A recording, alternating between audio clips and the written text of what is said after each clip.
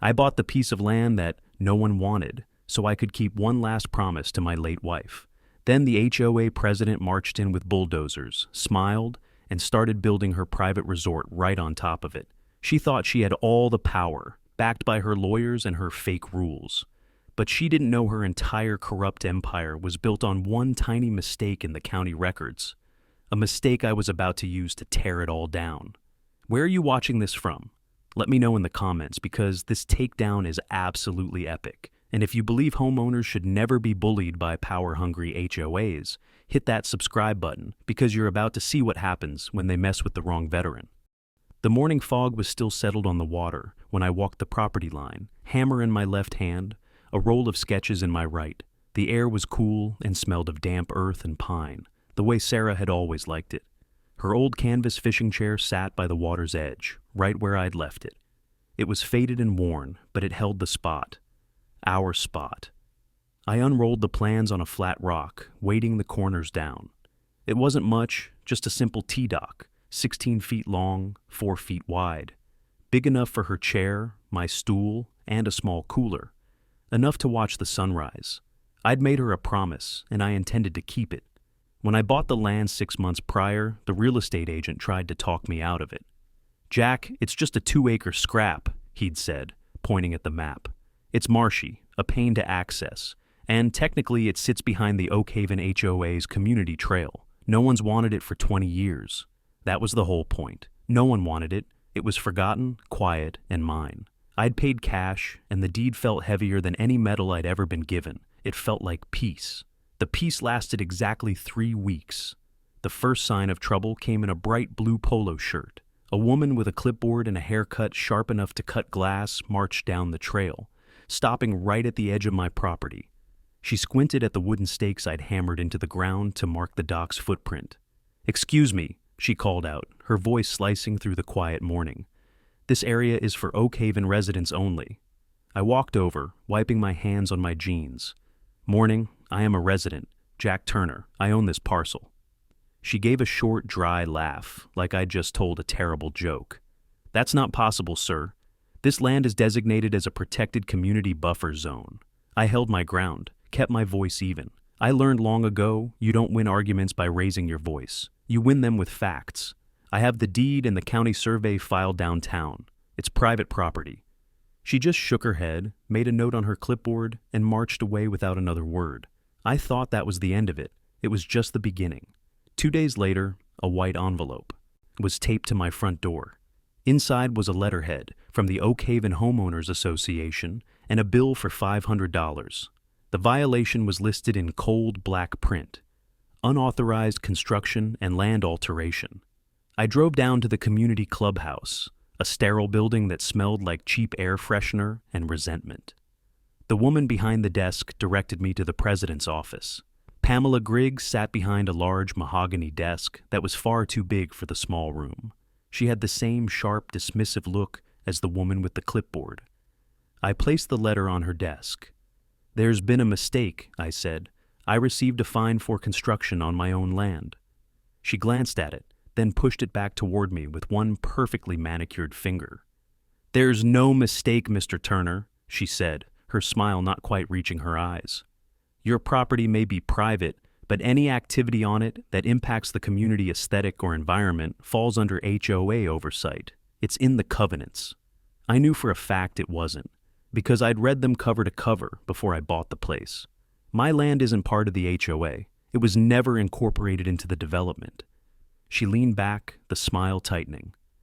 "It's not personal, sir. It's community policy. We have to protect property values for everyone." It was a masterclass in saying nothing. She talked in circles, wrapping her illegal threats in polite, corporate nonsense, until it was clear she had no intention of listening to reason. She was a brick wall, and she enjoyed being one. I left her office feeling a cold knot in my stomach. I drove back to the lake, back to my patch of quiet earth. I sat in Sarah's old chair and looked out at the water, at the spot where our dock was supposed to be. Before she passed, when she was too weak to go out anymore, she'd made me promise her. "Find us a spot, Jack," she'd whispered, her hand in mine. "A place by the water. Build me a dock and watch one more sunrise for me." This wasn't just about a piece of land. This wasn't about a $500 fine. This was about that promise. It was the last one I could ever keep for her. I felt the anger then, a slow burn that started deep in my chest. This woman, this Pamela Griggs, was trying to steal a ghost. The next morning, a low rumble woke me before dawn. It wasn't thunder. It was the sound of diesel engines. I threw on my boots and rushed out the door, running toward the lake. My heart hammered against my ribs. Through the trees, I could see it. Two yellow bulldozers, their lights cutting through the pre-dawn gloom, were pushing mounds of my soil, ripping out the young pines I'd been so careful to leave standing. They weren't just near my property line. They were on it. And standing on the HOA trail, holding a thermos and watching the destruction like it was a morning parade, was Pamela Griggs. She saw me. She raised her thermos in a mock toast and gave a little wave. A triumphant, satisfied smile plastered across her face. She was waving like she'd just conquered a foreign country. My country. I ran, the cold air burning my lungs. I didn't even stop to close my front door. The roar of the engines grew louder, a mechanical grinding that felt like it was chewing up the world. When I broke through the tree line, the scene was worse than I had imagined. Two men in dirty jeans and hard hats operated the bulldozers, moving with a casual efficiency that made my blood run cold. They weren't just clearing a path. They were systematically erasing every feature of the land I had so carefully chosen. The small grove of birch trees Sarah would have loved. Gone. The cluster of ferns near the water's edge, buried under a pile of mud and rock. I had the deed folded in my back pocket, a crisp square of paper that suddenly felt as flimsy as a napkin. I pulled it out and waved it, yelling over the engine noise. "Stop! You're on private property! This land is mine!" The bigger of the two operators killed his engine and hopped down from the cab. He was a thick-set man with a permanent scowl. He wiped grease from his hands with a rag and looked me up and down. "Boss told us to clear this section. Got a work order from the Oak Haven HOA. I shoved the deed toward him. "Look at it. This is a county-filed deed. You're trespassing." He glanced at the paper without reading it, then let out a short, humorless laugh. "Buddy, all I know is the lady paying me said this whole area is under HOA jurisdiction. You got a problem, you take it up with her." He climbed back into his machine and fired it up, drowning out anything else I had to say. They were just following orders. It was Pamela Griggs who had given them. Defeated, I walked back to my house, the sound of my land being torn apart following me every step of the way. I went straight to the phone and called the county records office. My hands were shaking, and I had to dial the number twice. A polite, tired-sounding woman answered. I explained the situation as calmly as I could, giving her my parcel number and name. There was a long silence on the other end, just the sound of keyboard clicks. "Well, Mr. Turner, you're right," she said finally. "That parcel is privately owned by you. It's not legally part of the Oak Haven development." A wave of relief washed over me. It was so simple, a mistake. "But," she continued, and the relief vanished, "I am seeing a pending file here. Looks like the Oak Haven HOA submitted an easement request for that parcel just last week. It's for community access and environmental maintenance. Last week. This wasn't a mistake. It was a planned attack. She hadn't just sent the bulldozers. She had laid the groundwork, building a paper trail to cover her tracks. I hung up the phone and sank into a chair, my head in my hands. That's when I heard a knock on my door.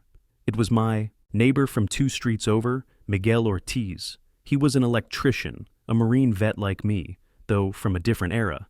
He held a tablet in his hand. "Saw the circus down at the lake," he said, his expression grim.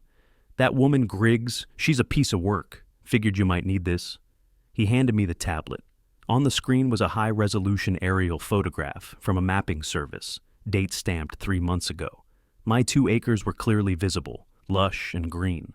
He swiped the screen, and a new photo appeared, this one taken that morning by a drone he owned. The image showed the 2 bulldozers, bright yellow scars on the land, their tracks digging deep into my property, well past any conceivable boundary line. "She's not just on your property, Jack," Miguel said quietly. "She's halfway to the water. That ain't an easement, that's an invasion." He was the first person who hadn't looked at me like I was crazy. He saw it too. The flicker of hope I felt was small, but it was there. With these photos, with my deed, No board could deny the facts. I spent the next 2 days preparing. I printed the aerial photos, made certified copies of my deed and the property survey, and wrote down a calm, point-by-point summary of the events. I was going to be reasonable. I was going to be professional. I would present the facts, and the board would have to see the truth. The night of the board meeting, the community room was half full. Pamela Griggs sat at the head of the table, flanked by a nervous-looking secretary and 2 men who stared straight ahead, their faces blank. When it was my turn to speak, I walked to the podium and laid out my evidence. I presented the deed. I showed them the survey map. I passed around Miguel's photos, showing the clear boundary markers and the bulldozers sitting 20 yards inside them. I spoke evenly, without raising my voice.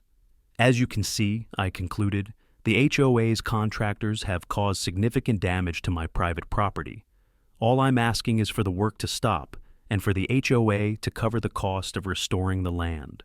For a moment, there was a murmur in the audience. A few people were nodding. I thought I'd gotten through. Then Pamela Griggs picked up her gavel. She didn't look at my evidence. She didn't address a single point I'd made. She looked right at me, her face a mask of polite authority, and brought the gavel down with a sharp crack that silenced the room. "Thank you for your input, Mr. Turner," she said, her voice dripping with condescension. "The board appreciates your passion. However, for the benefit and safety of the entire community, we have already voted to approve the Lakeside Resort Deck Initiative. Construction has begun, and it will continue as scheduled. Motion carried." She pounded the gavel again. Just like that, it was over. My proof meant nothing. The law meant nothing. All that mattered was her power. I walked out of that sterile room, the fluorescent lights buzzing overhead. The rage inside me was a white-hot, silent thing. I couldn't breathe. I felt completely, utterly helpless.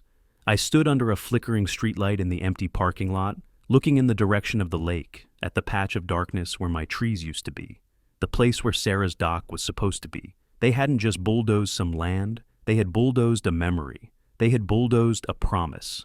A cold clarity settled over me, pushing the helpless rage aside and leaving something harder in its place. Something forged in places far worse than a suburban community room. Pamela Griggs thought she had won. She thought her little gavel and her fake rules made her a queen. She had no idea what a real fight looked like. I looked at the dark sky and whispered the words into the night. A new promise taking root. "You took her dock. Now I take your kingdom." The anger from the board meeting burned itself out by morning, leaving behind something cold and quiet. Grief makes you soft, makes you want to reason with people who have no reason. This was different. This was work. I spent 30 years as a combat engineer, and I knew one thing better than anything else. You don't defeat an enemy by charging at their strongest point. You find the cracks in their foundation. You study their supply lines. You learn their structure until you know it better than they do. So I went back to the HOA office, not to argue, but to request records. Every resident has the right to view the association's documents. The secretary, a nervous woman named Linda Crow, seemed surprised to see me. She probably expected me to be shouting or making threats. Instead, I was polite. I requested copies of the last 5 years of board meeting minutes, the complete annual budgets, and a list of all approved vendors. She couldn't legally refuse. An hour later, I walked out with a banker's box full of paper. My new mission had begun. I spread the documents across my kitchen table like a set of battle plans. For 2 solid days, I did nothing but read. I read through endless pages of arguments about lawn ornaments and the approved shade of beige for mailboxes. But underneath all that petty nonsense, I started to see patterns, sloppy filings, invoices from companies that didn't seem to have a phone number, let alone a physical address, line items in the budget for environmental consulting that cost tens of thousands of dollars but had no corresponding reports. It was a kingdom built on amateur paperwork and bluff. Then I found the name Keller Construction. They were the ones who had bulldozed my land. According to the invoices, they were also responsible for landscaping, trail maintenance, and clubhouse repairs. They were getting paid a lot of money, and the invoices were all signed off by Pamela Griggs herself. I called Miguel. "You still got that drone?" I asked. "And are you any good at digging around on the internet?" He was at my house within the hour, a laptop under his arm. "What are we looking for, brother?" he asked, sitting down at the table. I pointed to the name. "Keller Construction. See what you can find." Miguel's fingers flew across the keyboard. He was a wizard with this stuff. 10 minutes later, he stopped and let out a low whistle. "Well, I'll be," he said, turning the screen toward me. "Keller Construction was registered 3 years ago. Sole proprietor, Todd Keller." He clicked another link and a social media profile popped up. It was a photo of Todd Keller at a family barbecue, his arms slung around a smiling Pamela Griggs. The caption read, "Hanging with my favorite sister-in-law." Her brother-in-law. She wasn't just building a resort deck. She was funneling community money directly into her own family's pockets. This was big, but it wasn't the kill shot. Proving fraud would take lawyers and time, and she'd bury me in legal fees. I needed something more direct, something undeniable. So, the next morning, I drove back to the county land office. Not the records clerk this time, but the survey and deeds department in the basement, the place that smelled like old paper and patience. I pulled the original plat map for the Oak Haven development, a huge crackling document from the early 90s. And there it was, in faded blue ink. The developers had drawn their boundary line, and my 2-acre parcel was clearly, definitively outside of it. The HOA's own founding deed, the very document that gave them their authority, did not include my land. They had no more legal right to it than they did to the moon. And their brand new half-built resort deck, I could see from the construction markers, extended a good 15 feet over my property line. They weren't just trespassing with bulldozers, they were building a permanent structure on land they didn't own. Armed with this knowledge, I started my campaign. It wasn't loud, it was quiet, precise. I went to the hardware store and bought 3 professionally printed aluminum signs. No trespassing. Private property. Violators will be prosecuted. I mounted them on steel posts and cemented them into the ground along my property line, right in front of their construction site. They were gone the next day, ripped out of the ground. I put up another set. They disappeared overnight. So I started mailing certified letters to the HOA board, one every single day. Each letter calmly stated the facts, my ownership, their trespassing, and a formal request to cease and desist all construction. I knew they'd ignore them, but that wasn't the point. The point was the green return receipt cards that came back to my mailbox, each one signed by Pamela's nervous secretary, Linda. I was building my own paper trail, a stack of legal proof that they had been warned. Word started to get around. People saw the signs go up and get torn down. Miguel told me a few neighbors had brought it up at the coffee shop. A couple of the older guys, a retired plumber and another Army vet, started giving me a quiet nod when I drove by. They were tired of Pamela's iron-fisted rule, the endless fines for trash cans left out an hour too long or grass that was a quarter-inch too high. They saw a fight they'd been wanting to have for years, and now they had a horse in the race. But Pamela's machine was still in full motion. I was a nuisance, not a threat. She thought she had already won. She didn't see me that night, long after the construction crews had gone home. I was out on the torn-up land with my old Army-issue Transit and tripod. Under the cold moonlight, I began to take measurements. I drove stakes into the ground, marking exact coordinates with grim precision. Sarah had wanted a dock, a place of peace. But what I was mapping now wasn't a place for sunrises. They think I'm beaten, I thought as I adjusted the lens, focusing on the dark silhouette of their half-finished deck. I'm just measuring the battlefield. With my measurements complete, I took the next logical step. I hired a local lawyer, a young guy hungry enough to take on an HOA, and had him draft a formal cease and desist letter. It was ironclad, citing the county plat map, the legal definition of trespass, and my stack of signed certified mail receipts. We sent it directly to Pamela Griggs. I expected a counteroffer, a negotiation, maybe even a tense phone call. What I got was a glossy newsletter in my mailbox a week later.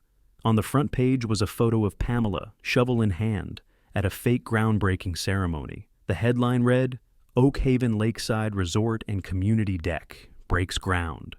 Below it, a glowing article she'd written herself detailed the long-awaited community enhancement, complete with artists' renderings of happy families enjoying the view from a deck that was half on my land. She wasn't just ignoring my legal warning, she was flaunting it. She was laughing at me in print. That's when things got ugly. The next morning, I tried to walk down to my property to check on the construction, and a rent-a-cop in a cheap security uniform blocked my path. He was an older guy with a gut hanging over his belt, but he held himself like he was guarding Fort Knox. "Sorry, sir," he said, not sounding sorry at all. "This is a restricted construction area, Oak Haven residents only." I looked him in the eye. "I own that land. I am an Oak Haven resident. Step aside." He put a hand on his hip near a holstered radio. "My orders are from the board. No one past this point. Pamela had hired guards to keep me off my own property. The retaliation didn't stop with me." A few days later, Miguel called. His voice was tight with anger. He'd just lost a major contract to rewire the clubhouse lighting, a job he'd been promised for months. "Pamela called the contractor herself," he said. "Told him I was a disruptive element in the community and that the board wouldn't approve any work done by my company. He had 3 kids to feed. He'd put his neck out for me, and she had chopped it off without a second thought, just to send a message. That was the moment my confidence cracked. I was standing in my kitchen, staring out the window at the stupid newsletter taped to my fridge, and the fight just went out of me. What was I doing? I was a retired engineer, not a lawyer or a politician. I was picking a fight with a machine that had unlimited funds, the residents' funds, and no morals. She was hurting people. Good people like Miguel. Maybe the real estate agent was right. Maybe it was just a worthless piece of land. I could sell it, take the loss, and walk away. Buy a different plot of land somewhere else. But the thought felt like a betrayal. That afternoon, I found myself driving to the cemetery. I hadn't been there in months. I just needed to be somewhere quiet. I stood in front of Sarah's headstone, the granite cool under my fingertips. The grass was neatly trimmed, and someone had left a small bouquet of daisies. I just stood there, the silence of the place pressing in on me. "I'm failing you, Sar," I whispered, the words getting caught in my throat. "I made you a promise, and I can't keep it. This woman, she's too much. I think I have to give up." I traced the letters of her name, feeling the weight of my own helplessness. I was letting some clipboard tyrant desecrate the one thing I had left of her. Then, my fingers stopped on the last line of her epitaph, a quote she loved. "The world is supported by the atlas-like pillars of men's pride." She never meant it as a good thing. She meant it was a weakness, a predictable flaw. And as I stood there, looking at that stone, my mind drifted away from the HOA, from the land, back to my time overseas. I remembered a mission in a mountain pass. We had to stop an enemy supply convoy, but we couldn't just blow up the bridge. We needed it intact for our own advance later. So, we didn't destroy it. We redirected it. We spent 2 nights in the freezing cold, building a temporary causeway, a simple but brilliant structure that shifted the entire flow of traffic with the removal of a single, critical pivot pin. At the decisive moment, we pulled the pin, and the bridge shifted, leading the convoy right into a box canyon. We didn't fight their strength. We used their own momentum against them. A thought sparked in my mind, so clear and sharp it felt like a jolt of electricity. Ownership, property, deeds. I had been thinking about it all wrong. I was trying to fight Pamela's power with my own claim. But what if I didn't have to? What if I could just take hers? Her power wasn't personal. It came from the HOA. The HOA was just a corporation, a legal entity made of bylaws and votes. I had been fighting the HOA, but the HOA was also a fortress with a critical flaw. It was built on the shaky pillars of its members' debts and obligations. Standing there in the quiet cemetery, a plan began to form, a crazy, audacious idea that felt both impossible and perfectly logical. I pulled out my phone, my hands steady now.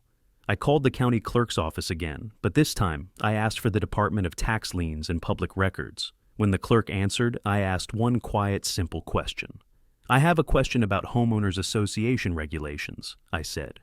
"Can a single homeowner or a company legally buy out a majority stake in an HOA if enough unpaid fines and public tax liens stack high enough?" There was a long pause on the other end of the line. I could hear papers shuffling. Then the clerk's voice came back, cautious and precise. "Well, that's highly unusual, sir, but technically, yes. A lien is a debt, and a controlling interest is just a numbers game. Technically, yes, it's possible." A slow smile spread across my face. Pamela Griggs thought she was playing checkers.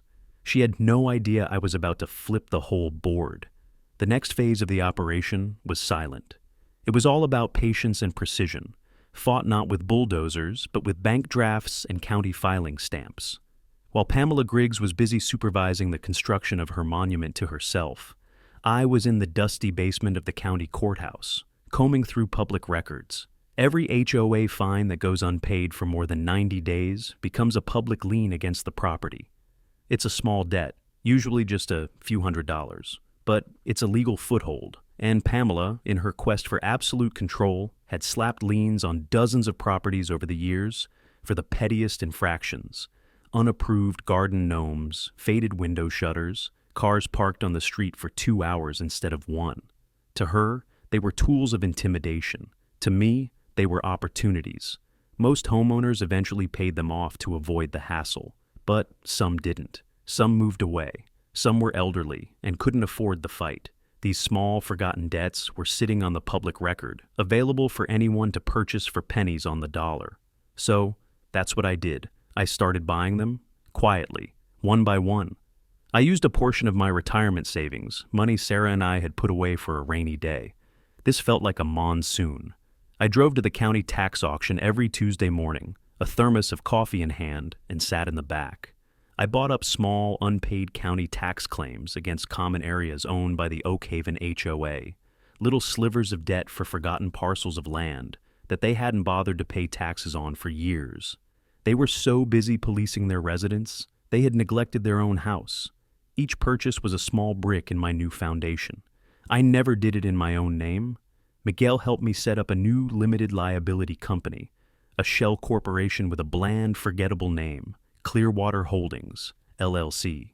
He was the only one who knew what I was doing. He'd come over in the evenings and we'd sit at my kitchen table, tracking the ownership percentages on a spreadsheet. "You're at 15%. Jack," he'd say, a grin spreading across his face. A week later, 22%. Every deed transfer, every lien purchase was recorded with military precision. I filed each piece of paper myself, making sure every I was dotted and every T was crossed. Pamela's power was built on sloppy paperwork. Mine would be built on granite. All the while, the resort deck on my land grew larger. The sounds of saws and hammers became the soundtrack to my mornings. I ignored them. I let her think she was winning. I let her get comfortable. The more she built, the better my plan would work. The pinnacle of her triumph was the resort grand opening event she planned for the first Saturday in October. It was an all-out affair. She had flyers printed, invited the local news, and promised a ribbon-cutting ceremony with free barbecue for all Oak Haven residents. It was her victory party, a celebration of her absolute dominion over the community. And I was going to be there. I showed up right on time, wearing a simple collared shirt and clean jeans. I didn't bring signs or shout. I just stood at the back of the small crowd, watching. The deck was finished, a sprawling wooden structure with built-in benches and fancy solar-powered lights. It was, I had to admit, well built, but a good 20% of it sat squarely on my land. Pamela Griggs was in her element. She stood at a podium wearing a crisp white pantsuit, smiling for the local news camera. She gave a speech full of words like community, progress, and shared vision. She talked about how this deck would increase property values for everyone. Then she picked up a giant pair of ceremonial scissors to cut the big red ribbon stretched across the entrance. Just as she was about to snip it, she spotted me in the crowd. A flicker of annoyance crossed her face, but it was quickly replaced by that familiar, smug smirk. She wanted to make an example of me one last time. She put down the scissors and pointed a finger right at me, her voice ringing out for everyone to hear. "Hold on, everyone. It seems we have an uninvited guest. Mr. Turner, I've warned you before. You are trespassing on HOA property. Again." The crowd turned to look at me. The news camera swiveled in my direction. This was the moment she had been waiting for. But it was the moment I had been waiting for, too. I didn't flinch. I just smiled, a calm, easy smile, and started walking toward her. I reached into my jacket pocket and pulled out a thick manila envelope. I walked right up to the podium, past the stunned rent-a-cop, and handed it to her. She looked at the envelope, confused. "What is this?" she asked, her voice losing some of its confidence. "Open it," I said, my voice quiet but carrying in the sudden silence. Her hands trembled slightly as she tore open the flap. She pulled out the first page. It was a legal notice. She read the first line, and the color drained from her face. Her perfect smile dissolved into a mask of pure, slack-jawed shock. The guests started murmuring, sensing that something had gone terribly wrong with the carefully scripted ceremony. The document she held was a formal declaration from Clearwater Holdings, LLC. It detailed the purchase of 72 individual property liens and 4 outstanding tax claims, which, when combined, constituted a 54% controlling interest in the Oak Haven Homeowners Association. It also included a copy of the county survey map, with the section of her precious new deck sitting on my land highlighted in bright red. I leaned closer to the microphone she had been using. "Effective immediately," I said, my voice calm and clear for everyone, including the news camera, to hear. "You and your contractors are standing on my property." I paused, letting the words sink in. Again. The grand opening ended abruptly. Pamela Griggs stared at the papers in her hand as if they were written in a foreign language, her mouth opening and closing, with no sound coming out. The local news cameraman, sensing a much better story than a boring ribbon cutting, zoomed in on her face. The crowd erupted in confused chatter, passing the news of my legal maneuver through the rows like a secret. Within minutes, the barbecue was forgotten and the deck was empty, leaving just me, a speechless Pamela, and her nervous board members. She didn't recover quickly. It took her 3 days to call an emergency HOA meeting, 3 days in which the story of the disastrous opening ceremony spread through the neighborhood like wildfire. She billed the meeting as an opportunity to clarify misinformation and address the baseless claims of a disgruntled resident. She even set up a phone on a tripod to live stream the meeting to the community's social media page, a desperate attempt to control the narrative. That was her second mistake. Her first was underestimating me. This one was putting her own downfall on camera for the world to see. The community room was packed. This time, no one was on their phone. Every eye was on the front of the room. Pamela started the meeting, her voice tight and strained, trying to project the same old authority. She launched into a rambling speech about fiduciary duty and community standards, painting me as a hostile outsider trying to disrupt the neighborhood through fraudulent means. This Clearwater Holdings, she spat the name out, is a shadowy entity attempting a hostile takeover based on clerical errors and manipulated paperwork. It is illegal, it is unethical, and we will be fighting it with the full force of our legal team. She was trying to bully her way through it, just like she always did, but this time, the facts were not on her side. When she finished, I raised my hand. "I believe, as the majority stakeholder, I have the right to address the board," I said, my voice carrying across the silent room. She had no choice but to let me speak. She gestured angrily toward the podium. I walked to the front, not with a single envelope, but with a thick binder. I opened it and placed it on the podium, my preparations complete. "There's no fraud, Pamela," I began, speaking not to her, but to the residents, to the camera, to my neighbors. "There's just math and public records. For years, this board has used fines and liens as weapons against its own residents. I just used them as they were intended, as a financial instrument." I then calmly, methodically laid out the truth. I started with the land.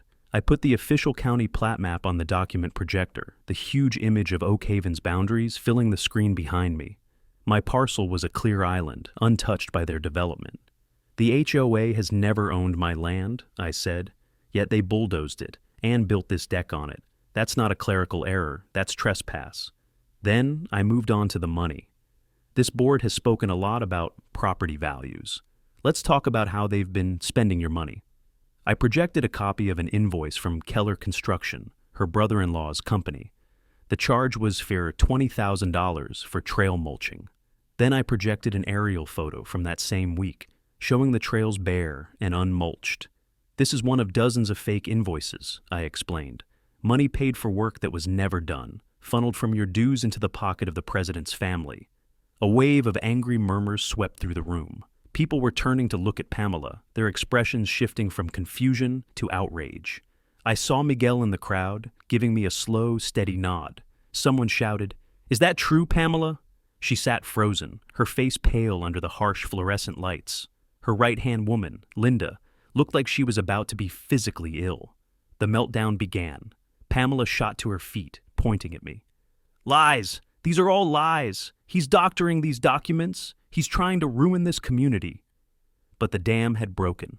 The fear she had cultivated for years was gone, replaced by a sense of betrayal. Homeowners started shouting questions, demanding answers about their money, about the special assessments, about the endless fines. One resident, a woman I'd never met, stood up and filmed Pamela's sputtering defense on her phone. Just then, the double doors at the back of the room swung open. 2 uniformed county sheriff's deputies walked in. They weren't rent-a-cops. They were the real deal. They walked calmly to the front of the room. One of them approached Pamela's brother-in-law, Todd Keller, who had been trying to shrink into his chair. "Mr. Keller, you need to come with us." Todd's face went white. The deputy cuffed him right there in front of everyone. The second deputy handed Pamela a citation. "Ma'am, you've been formally cited for criminal trespass and harassment based on Mr. Turner's complaint." The room erupted.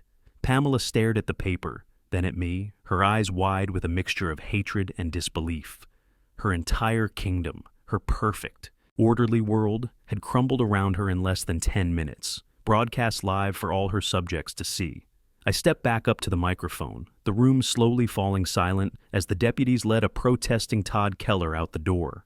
I looked out at the faces of my neighbors. They weren't just angry anymore. They looked relieved. "This was never just about a piece of land," I said, my voice steady. "It was about respect. This is a community of neighbors, not a kingdom for rulers. We all deserve better." A single person started clapping, then another, and another. Within seconds, the entire room was on its feet. A thunderous wave of applause washing over me. Pamela Griggs was escorted out by the remaining deputy, her head bowed, not in shame, but in utter, absolute defeat. She had taken my wife's dock. I had taken her crown. But standing there, amidst the chaos and the cheers, I knew it wasn't over. Justice had been served, but peace was something you had to build. The weeks that followed were a quiet storm of paperwork. As the majority stakeholder, Clearwater Holdings had the authority to call a vote of no confidence in the existing board. It passed unanimously. Pamela Griggs and her remaining cronies were out. The first order of business for the new, resident-led interim board was to dissolve the Oak Haven HOA as a corporate entity and restructure it as a simple community council. The ridiculous fines were voided. The Book of Covenants, thick as a phone book and twice as annoying, was replaced with a single page of common sense guidelines, and the monthly dues were cut by 80%, reduced to just enough to cover mowing the common areas and keeping the streetlights on. I didn't want the power, I just wanted to break it. Once the new council was stable, I signed over the controlling interest held by Clearwater Holdings directly to the community, free and clear. My war was over. The land was truly back in the hands of the people who lived on it. Pamela didn't go quietly. A week after being voted out, she tried one last act of sabotage. She made an anonymous call to the County Environmental Protection Office, reporting a dangerous chemical spill on my property, claiming I was dumping hazardous waste into the lake. It was a pathetic, desperate move. An inspector showed up, took one look at the pristine water and the half-finished dock, and knew the call was bogus. But Pamela made a mistake. She couldn't resist watching her final pathetic plan unfold. Another neighbor, the retired plumber who had given me a nod of support, had installed a new security camera on his garage. The footage clearly showed Pamela's car parked down the street, and her sneaking through the woods to watch the inspector's arrival. She was trespassing again. When the sheriff's deputy saw that video, he didn't just write another citation. He arrested her. This time, it was for filing a false report and violating a court-ordered no-contact perimeter. This time, the charges were serious. Her kingdom was finally, completely gone. With the legal noise faded to a whisper, I turned my attention back to my original promise. The first thing I did was hire a crew to dismantle the resort deck. I had them carefully remove the 20% that was on my land, and then, at the new council's request, reconfigure the rest of it on the actual community property, making it a smaller, more sensible public space. My land was clear again. The scars from the bulldozers were still there, but now they looked like the start of something new, not the end of something old. The following Saturday, I woke up before dawn. I loaded my tools, my sketches, and the lumber I'd bought into the back of my truck. When I got down to the lake, I wasn't alone. Miguel was there, coffee and donuts in hand. And so were the plumber and the other Army vet. A few other neighbors showed up behind them, carrying tool belts and wheelbarrows. No one had called them. They just came. "Figured you could use a hand, Jack," Miguel said, clapping me on the shoulder. We spent the entire day working under the warm autumn sun. There was no foreman, no shouting. Just the easy rhythm of hammers, the buzz of a saw, and the quiet satisfaction of skilled hands doing good work. We laughed, we told stories, we built the dock. It was simple, sturdy, and straight as an arrow, exactly like the plans I had drawn so many months ago. As the sun began to set, casting a golden glow over the water, we drove the last nail. A local news van pulled up, the same reporter who had filmed Pamela's meltdown. They had heard about what was happening from Miguel. The short news segment that aired that night wasn't about conflict or legal battles. It was about neighbors helping a neighbor, about a community reclaiming a piece of itself. The final shot was of the finished dock, quiet and peaceful on the edge of the lake. The next morning, I went down to the water alone. I carried Sarah's old canvas fishing chair and set it right at the end of the dock. The fog was rolling in, just like it had on that first morning. I sat down, my coffee in a thermos beside me, and waited. Before I left the house, I'd attached a small brass plaque to the post at the entrance to the dock. It was simple, just a few words. "For Sarah," it read, "sunrise belongs to everyone." They had tried to take this place from me, to build their resort on my promise. They'd used their rules, their lawyers, and their machines. But in the end, all they really built was my resolve. And as the first rays of sunlight broke over the horizon, painting the water in strokes of orange and gold, I knew she could see it. I finally kept my promise.